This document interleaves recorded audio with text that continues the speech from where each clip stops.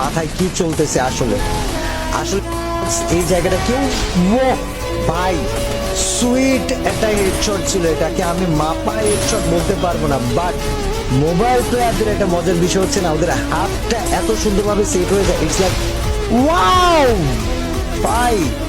ও mobile player, ও কি আসলে mobile player